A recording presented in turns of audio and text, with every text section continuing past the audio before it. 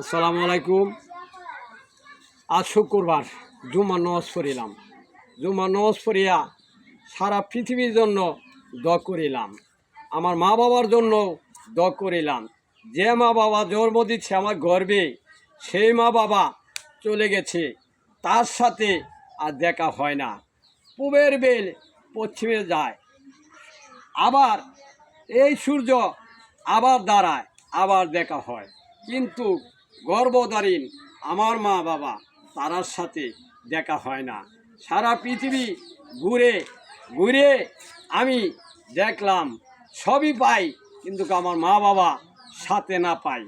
সেই জন্য আমি নমাজ পড়িয়া দোয়া করিলাম আল্লাহর কাছে, ইবাদত বন্দিগি আরও করতে যাতে পাই।